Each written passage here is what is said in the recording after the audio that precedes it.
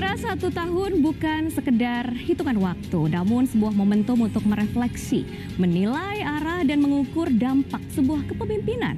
Memasuki tahun pertama Aceh Barat Daya dengan visi arah baru Abdia Maju, menekankan masyarakat religius, produktif, mandiri, terampil, inovatif, dan sejahtera secara ekonomi. Berbagai langkah telah dilakukan mulai dari penataan birokrasi, penguatan infrastruktur, hingga pemberdayaan ekonomi dan layanan dasar. Lantas, apa saja ya capaian yang sudah terlihat dan tantangan apa lagi yang paling berat dihadapi? Kita akan bahas lebih dalam selama 30 menit ke depan bersama saya Widi Dwinanda dalam Zona Inspirasi. Tentunya untuk membahas topik kita hari ini sudah hadir Bupati Aceh Barat Daya, itu Bapak Safarudin yang sudah hadir siang ini. Halo Bapak, Assalamualaikum warahmatullahi wabarakatuh. Waalaikumsalam warahmatullahi wabarakatuh, Mbak Widi. Apa kabar Pak? Alhamdulillah. Alhamdulillah baik, terima kasih sudah hadir di studio Kompas TV untuk tentunya perbincangan ini akan menginspirasi saudara Kompas TV. Sebelum kita membahas mengenai program-program, ini merupakan 1 tahun masa kepemimpinan. Mungkin bisa dibagi juga kesannya seperti apa, kebahagiaannya seperti apa hingga akhirnya Bapak berada di titik ini. Ya, kalau ditanya kesan, perasaan 1 tahun sejak 17 Februari yang lalu saya dilantik bersama Wakil Bupati. Hasil pilkada yang lalu tentu menyisakan perasaan yang belum sempurna untuk menjadi seorang bupati ya. Waktu yang sangat mepet, di samping itu juga saya belum menemukan bagaimana rasanya menjadi pemimpin yang betul mewakili terhadap aspirasi dan harapan masyarakat itu sendiri. Jadi tentunya kalau bicara perasaan dan kesan saya belum merasakan nih, untuk jadi bupati sesungguhnya saat ini. Karena masih terus berjalan ya Pak, PR-nya masih banyak. Lalu apa yang bisa direfleksikan secara pribadi sepanjang perjalanan 1 tahun ini? Iya, perjalanan 1 tahun ini insya Allah Abdia paling tidak sudah pada jalurnya menapaki keinginan kita dalam slogan arah baru Abdia Maju. Tentu kita sedang melaksanakan konsolidasi ke dalam dan keluar. Kesiapan dari tata kelola birokrasi itu menjadi hal yang utama untuk menjadi perhatian saya, agar pelayanan baik dasar dan lainnya itu bisa dirasakan oleh masyarakat kabupaten saya. Gitu. Baik, dari berbagai program yang memang sudah dicanangkan dan juga sedang dijalankan oleh Bapak, tentunya ada tantangan tersendiri. Yang paling menantang selama 1 tahun kepemimpinan Bapak seperti apa di Abdia? Ya, jauh dari harapan yang saya pikirkan ya. Sejak dilantik itu kebetulan Abdia memiliki keterbatasan kewenangan. Semua kepala daerah merasakan hal itu sekarang, keterbatasan kewenangan dan juga efisiensi anggaran yang dihadapi oleh negara kita, yang itu menjadi sebuah sandaran kesulitan kita menjadi kepala daerah saat ini. Yang kedua, ada beban hutang juga yang sebelumnya ditinggalkan oleh pemimpin sebelumnya. Tapi paling tidak alhamdulillah tahun ini kita sudah selesaikan itu. Nah, kemudian tentunya yang menjadi dasar saya hari ini menjadi kepala daerah, tantangan terbesarnya adalah ruang fiskal yang sangat sedikit. Dan ini menjadi sebuah tantangan tersendiri juga, bagaimana saya sebagai kepala daerah bisa berinovasi atau berimprovisasi dalam kebijakannya terhadap ruang fiskal yang terbatas ini, bisa mewujudkan impian dan harapan masyarakat menuju pada arah baru Abdia Maju. Baik, tapi tetap optimis ya Pak dengan tantangan yang ada. Tadi juga Bapak telah menyampaikan bahwa di tahun pertama ini juga sering disebut masa konsolidasi. Berbagai penataan juga harus dilakukan, penyesuaian juga harus dilakukan. Lalu apa yang paling mendasar, penataan apa yang paling mendasar dilakukan oleh Bapak? Ya, kalau bicara penataan konsolidasi awal itu tentu di internal. Jadi yang pertama kita lakukan pada arah melihat figur atau orang dengan disiplin kerja. Di tata kelola birokrasi itu bisa berjalan dengan baik. Ya, alhamdulillah kita sudah buat job fit, kemudian juga untuk membuka peluang bagi calon pejabat eselon untuk menempati posisi-posisi penting dan strategis dalam membantu saya dalam pemerintahan ini. Kemudian yang kedua, bagaimana kita menapaki rencana kerja tahunan yang 5 tahun ke depan juga dalam RPJMD 2025-2030 ke depan. Nah, ini yang harus dituangkan pada setiap tahunnya bersama DPR agar tertuang dalam RKPD tahunannya. Nah, itu yang menjadi sandaran awal yang kedua yang sedang saya lakukan di tahun 2026 ini bersama DPRD Kabupaten kita. Nah, kemudian yang terakhir konsolidasi akhirnya kita juga harus akui bahwa pilkada itu membuahkan hasil yang sebahagian masyarakat yang tidak memilih kita pada saat itu posisi yang kurang baik. Nah itu yang sedang kita konsolidasi agar tidak ada lagi dikotomi pilkada yang terbelah. Di bagaimana pemimpin itu harus dirasakan bukan hanya bagi yang mereka memilih atau juga yang tidak memilih. Jadi saya pikir harus menjadi milik dari masyarakat seutuhnya, keseluruhan masyarakat Aceh Barat Daya. Baik, dan tentunya berbagai tantangan itu tidak bisa diselesaikan hanya dengan sendiri ya Pak ya? Pasti butuh kolaborasi. Banyak kolaborasi yang harus dilakukan dengan stakeholder dan juga masyarakat terkait begitu ya agar pemerintah bisa berjalan secara harmonis. Lalu bagaimana cara Bapak mengkomunikasikan itu? Apalagi tadi Bapak juga sudah menyampaikan ada kalau lagi pilkada itu kan pasti ada dua kubu, ada yang memilih dan tidak. Bagaimana nih agar semuanya akhirnya jadi satu, berjalan bersama-sama untuk kemajuan? Yang pasti kita menyiratkan bahwa pemimpin itu tidak boleh merasakan perasaan dendam ya bagi masyarakat atau juga ada beberapa aktor-aktor politik yang kemarin berseberangan dalam pilkada. Harus dirangkul ya. Iya. Ya karena kan butuh semangat pada arah baru Abdiya Maju ini kan semangat untuk keterbukaan, semangat kita untuk konsolidasi agar Abdiya ini bisa berkembang dan maju. Dan itu tidak butuh dikerjakan oleh 1-2 orang saja, butuh semuanya. Bagi mereka yang hari ini PR kita yang belum terselesaikan. Kemudian bagi yang masih merasakan bahwa kebijakan yang kita lakukan itu menurut mereka belum baik, ya, masih mari berseberangan kita mungkin. ya, mungkin merasa bahwa ini belum cukup atau sesuai dengan ekspektasinya mereka. Ayo kritik itu bisa didudukkan dengan musyawarah untuk kita kolaborasi ide dan gagasan itu menjadi sebuah terobosan baru dalam kebijakan. Baik, berarti memang harus mengumpulkan kritik untuk membangun begitu. Pasti, ya Pak. Lalu jika boleh benilai nih, sejauh mana visi arah baru Abdiya Maju ini mulai terlihat wujud nyatanya sejak langkah Bapak sebagai pemimpin dimulai? Ya di tahun pertama ini saya jujur ya Mbak ya, kita di tantangan awal tadi sudah jelaskan bahwa kita punya persoalan dari kewenangan yang terbatas, ruang fiskal yang sangat minim, kemudian juga ada beban hutang. Ini kan menjadi PR yang berat di tahun pertama dalam berjalan. Ketika ada pergeseran, kita mengharuskan pada titik-titik yang belum sepenuhnya pada visi misi yang kita torehkan sesuai dengan janji kampanye kita. Makanya saya sampaikan bahwa masa transisi 2025 ini memang berat bagi kita. Masa bebenah ya Pak? Tambah lagi kan Aceh kemarin ditimpa musibah. Ini juga menjadi masalah. Walaupun Aceh berada tidak masuk dalam kategori mengalami musibah yang berat gitu. Tapi paling tidak indikasi bahwa pertumbuhan ekonomi kita sedang melamban gara-gara bencana itu benar terjadi.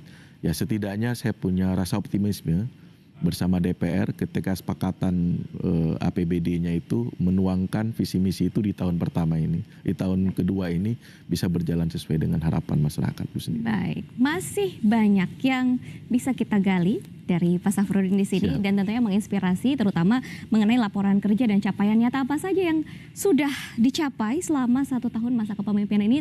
Kita mulai dari sektor infrastruktur dulu ya Pak ya. Proyek apa saja yang paling dirasakan sejauh ini selama 1 tahun ini dimanfaatkan oleh masyarakat? Di tahun pertama ini kan kegiatannya kan banyak yang sudah disepakati bersama dengan pemimpin sebelumnya. Jadi kita hanya meneruskan saja. Jadi banyak jalan dan kegiatan-kegiatan irigasi teknis yang menopang dari para sektor pertanian itu sendiri. Itu yang sedang berlangsung dan sudah mulai dirasakan oleh masyarakat di sektor pertanian. Di sektor nelayan alhamdulillahnya kita dapat pembangunan kampung nelayan Merah Putih. Dan itu alhamdulillah sudah selesai dibangun dan tahun ini mungkin pada perencanaan kita untuk melakukan tindak lanjut dari kegiatan koperasi nelayan Merah Putih itu sendiri. Kemudian yang kedua juga kita juga sudah mengurai persoalan pembangunan yang terkendala di pemerintahan sebelumnya. Seperti mall pelayanan publik dan ini sudah masuk tahun kedua pembangunannya. Mungkin tahun depan insya Allah sudah selesai. Dan itu menjadi sebuah bagian dari tata kelola birokrasi yang bisa terbantu untuk melayani masyarakat secara terpadu. Kemudian mengurai persoalan yang dari 2018 pembangunan pasar modern. Nah itu rencana saya tata kelola perkotaan perkotaan kita yang masih caruk maruk. Nah itu bisa terpisahkan dengan pembangunan pasar modern. Nah pasar modern ini kan sendiri itu 2018 mangkrak dengan menggunakan anggaran DOKA, Dana Otonomi Khususnya Aceh. Dan hari ini sudah terurai, kita sudah lakukan uji strukturnya kembali dan mulai kita tapaki agar pembangunannya bisa dilakukan di tahun ini. Dan insya Allah tahun depan bisa dirasakan oleh masyarakat sendiri. Sehingga nanti pasar tradisional yang ada di kota kita itu bisa terurai dengan hadirnya pasar modern. Dan terintegrasi dengan jalan atau jembatan yang nanti juga akan kita bangun untuk tahun yang akan datang. Saya pikir itu salah satu menjadi yang PR yang paling dirasakan nanti oleh masyarakat Aceh Berdaya. Baik, kalau kita beralih ke ekonomi rakyat, ini tentunya ada strategi yang harus dilakukan dalam menggerakkan ekonomi rakyat khususnya untuk menaikkan tingkat ataupun nilai UMKM dan juga sektor berbasis sumber daya lokal. Strategi seperti apa yang sedang atau yang sudah dilakukan? Ya, awal pemerintahan saya, kebijakan yang saya lakukan adalah melakukan peraturan bupati, di mana para pelaku UMKM ini mendapatkan tempat. Kita boleh mengizinkan perusahaan wiralaba atau retail nasional, itu yang sebelumnya tidak ada di Abdi itu sudah ada. Tapi kita batasi jaraknya itu tidak mengganggu dari pertumbuhan ekonomi dari kios-kios atau pedagang kaki lima. Yang kemudian mereka juga harus memberikan space 30%-nya bagi para pelaku UMKM. Sehingga produk UMKM kita itu akan naik kelas dengan sendirinya. Itu satu harapan. Yang kedua, membuka lapangan pekerja. Jadi pekerjanya itu wajib orang lokal. Jadi mulai dari security-nya sampai pelayannya dan lain-lain itu wajib orang menyerap tenaga daerah. kerja. Kemudian yang ketiga, kita sedang melakukan agar APBD-nya dimiliki dan dinikmati oleh masyarakat Abdia. Jadi uang itu harus berputarnya di daerah, tidak boleh keluar. Itu yang sedang saya lakukan dan di tahun awal itu saya betul-betul concern ngajak teman-teman OPD itu mengisyaratkan kepada mereka bahwa uang kita ini jangan terlalu banyak keluar kecuali harus belanja. Diputar bersama kita juga. Dengan belanjanya berputar, ekonomi akan bertumbuh, lapangan pekerjaan pasti akan terbuka, kemudian juga akan mengurangi dan mengurai penganggurannya juga, saya pikir itu. Baik, dan yang tidak kalah penting adalah bidang pendidikan dan juga kesehatan. Program apa yang sudah dilakukan, yang sedang berjalan, dan apa perbedaan signifikan ketika program itu sudah dijalankan? Ya, alhamdulillahnya pendidikan hari ini sudah mendapatkan program nasional revitalisasi sekolah. Banyak sekolah yang kemarin kita mendapatkan bantuan dari Kementerian Pendidikan Dasar dan Menengah, dan itu sudah dirasakan oleh sekolah-sekolah. Kemudian juga mendapatkan bahan ajar yang sesuai dengan standar nasional. Kemudian guru-guru juga mendapatkan bekal. Dan saya kemarin membuat program satu lagi, Pekan Kreativitas Pendidikan Aceh Berdaya. Dan itu belum pernah dilakukan oleh daerah manapun di Aceh. Dan saya lakukan. Dan tahun ini yang kedua, dan mungkin akan lebih paripurna terhadap evaluasi yang sudah kita lakukan di tahun sebelumnya. Kemudian di sektor kesehatan, alhamdulillahnya satu-satunya rumah sakit rujukan di wilayah kita itu karena hanya satu rumah sakit, yaitu Rumah Sakit Umum Teku Pekan. Sekarang sudah dibukanya layanan kesehatan jantung.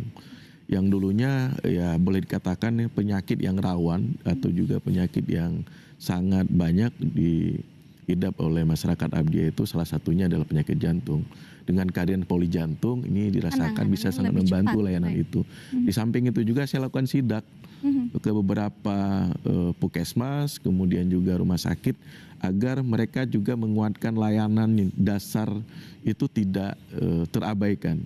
Di mana mereka itu melayani walaupun kita belum cukup fasilitas pendukung rawat inap yang representatif, tapi tidak kita cukup kuat untuk melakukan pelayanan secara baik gitu. Baik, yang saya tahu juga bahwa ada misi yang dijalankan yaitu Pekmau Nangru ya. Pemakmu Nangru. Ya. Ini bahasa Aceh ya Pak ya? Iya, benar. Artinya adalah memakmurkan daerah, memakmurkan negeri begitu ya. Ada cakupannya 8 agenda besar yang tercatat di sini. Program mana yang paling cepat atau yang paling mudah direalisasikan dan sejauh mana misi ini dijalankan? Yang pasti setiap RKPD dan APBD yang diputuskan setiap tahun itu harus berdampak kepada ekonomi rakyat.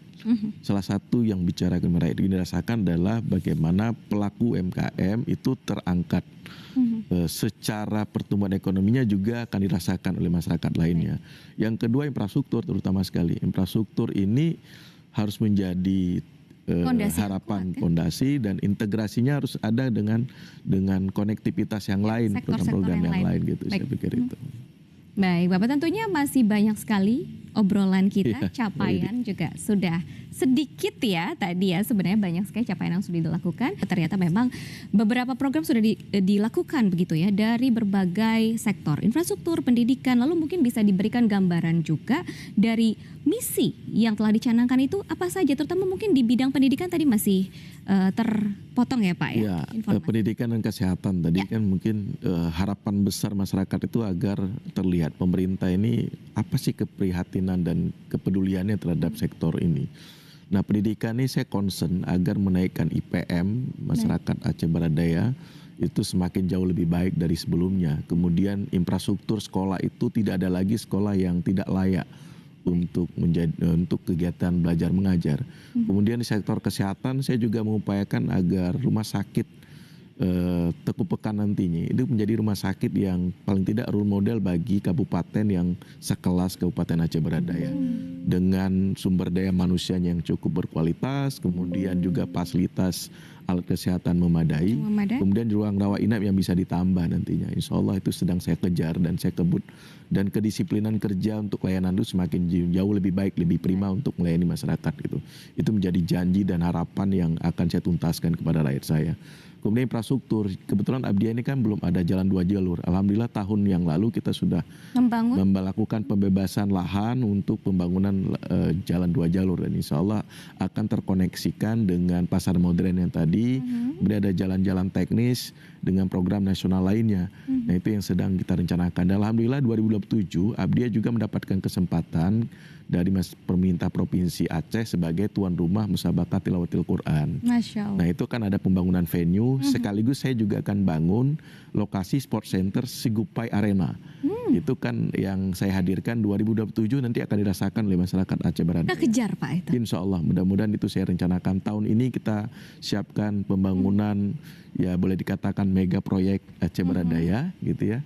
Dengan kemampuan yang kita miliki, nanti ada tempat Musabaqah Tilawatil Quran. Di samping itu juga sudah ada layanan untuk tempat bagi masyarakat Abdiya yang untuk berjalan, menikmati kuliner, kemudian juga berolahraga di sport center Sigupai Arena, insya Allah. Iya, berarti memang semuanya ditingkatkan begitu ya, Alhamdulillah. Pak? Sama juga sektor pertanian, karena bagian dari produktivitas pertanian kita semakin jauh lebih baik dengan alat mesin pertanian yang kita tambah, kemudian juga jalan irigasi teknis yang membantu petani untuk tidak kewalahan dalam melakukan produktivitas. Baik. Itu juga. Bisa disimpulkan bahwa berbagai program yang dilakukan selama 1 tahun masa kepemimpinan Bapak ini bukan hanya meneruskan program yang lalu saja, tetapi juga banyak inovasi yang telah dilakukan. Namun dalam pelaksanaannya atau realisasinya tentu ada isu-isu publik yang juga terangkat di sini, Pak. Seperti apa isu yang paling banyak mendapatkan perhatian masyarakat? Saya kan menjadi pemimpin yang agak kebal juga dengan isu terhadap kebijakan ya. Ketika ada isu atau juga kritik yang menurut saya itu hadir di tengah-tengah masyarakat, dan saya jawab dengan kerja-kerja nyata dan aksi-aksi nyata saja. Baik. Saya sedang berbuat, saya sedang melakukan program-program sesuai dengan visi misinya saya. Nah, kalaupun ada perbedaan-perbedaan terhadap isu-isu di ruang publik itu, saya menganggap bahwa itu adalah otokritik yang bisa saya jadikan modal semangat bagi saya gitu.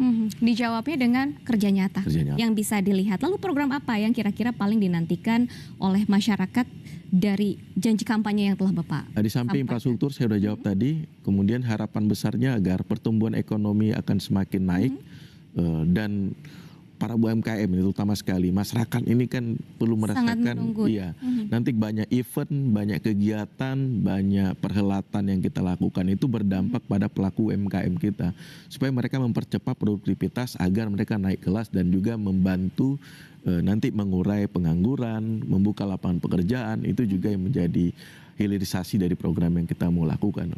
Dari sekian banyaknya janji kampanye yang mungkin telah Bapak keluarkan, sampaikan, lalu mana yang akhirnya paling menjadi prioritas untuk direalisasikan, yang paling ditunggu-tunggu juga oleh masyarakat? Ya tentu masyarakat membutuhkan kota baru. Aceh Barat Daya memiliki kota baru, kemudian kota yang bersih, kota yang ramah, Dan itu menjadi hal yang sedang saya galang. Kemudian juga di sektor kelautan, ya sebagian besar masyarakat di Abdia di samping pertanian nomor satunya, nomor dua itu adalah sektor nelayan. Agar para nelayan itu memiliki muara tempat bersandarnya bot-bot atau juga kapal-kapal ikan, itu yang belum dimiliki di Aceh Berada. Jadi salah satu yang mimpi yang sedang saya wujudkan, mudah-mudahan bisa tercapai, insya Allah, mudah-mudahan. Optimis tentunya ya Pak ya. Dan bagaimana dengan penerimaan masyarakat dengan kerja nyata yang telah Bapak perlihatkan begitu? Isu-isu atau yang kontra, apakah sudah jadi diam atau bagaimana nih Pak? Wah ternyata ini Pak Safarudin luar biasa kerjanya. Ya paling tidak bagi yang berbeda saya wajar lah ya. Namanya daerah kecil, kemudian ruang atau juga wadahnya juga sempit gitu ya, pasti kan mudah terkontrol. Jadi saya akan menjawab itu dengan aksi dan juga dengan program yang saya wujudkan. Dan seperti layanan kesehatan bukan hanya rumah sakit dan puskesmas saja. Sekarang ada program yang saya lakukan adalah dokter sawu gampung, yaitu dokternya ke kampung dengan perawat, dengan layanannya itu yang di desa-desa. Kemudian juga ada tengku sawu sikula di bidang pendidikan. Ada tengku-tengku atau alim ulama kita yang kita libatkan untuk melakukan pendidikan di sekolah-sekolah umum untuk mendapatkan tambahan ilmu agama di sekolah-sekolah. Itu juga menjadi program prioritas saya dan itu sedang berjalan insya Allah di tahun sedang berjalan di tahun ini. Lalu terakhir nih Pak, apa pesan pribadi Bapak untuk masyarakat Abdia agar pembangunan bisa berjalan bersama-sama? Karena seperti yang sudah disampaikan bahwa semua program akan percuma kalau cuma kerja sendiri nggak akan berjalan begitu. Harus ada kolaborasi. Yang pasti saya hampir sama ya sikap saya dengan Pak Presiden Prabowo Subianto sebagai inspirasi saya dalam memimpin. Pak Prabowo ini kan tidak canggung ketika mendapatkan kritik. Beliau tuh menjawab dengan aksi dan program-program yang diwujudkan dengan mimpi besarnya agar Indonesia menjadi lebih baik, berdaulat ekonominya. Nah begitu juga saya di Abdia, saya akan menjawab tantangan ini dengan sepenuh hati dan harapan besar yang saya harapkan kepada masyarakat. Saya berikan saya waktu untuk mewujudkan itu. Dan tentu saya butuh stabilitas politiknya, saya butuh masyarakat dengan yang aktif kerjasama. Juga, Pak. Tapi sayang sekali waktu kita sangat terbatas. Terima kasih atas waktunya, 30 menit sudah berlalu berarti waktunya kita bisa berarti bagi masyarakat. Ya, Pak, ya. Baik, terima kasih banyak atas inspirasinya dan saudara. Setahun kepemimpinan bukanlah akhir perjalanan, melainkan fondasi untuk melangkah lebih kuat ke depan. Tantangan tentu masih ada, namun semangat kolaborasi dan kebersamaan menjadi modal utama Abdia menuju masyarakat yang religius, produktif dan sejahtera. Akhir kata, saya Widhi Winanda pamit undur diri. Terima kasih atas kebersamaan Anda. Sampai jumpa di Zona Inspirasi berikutnya.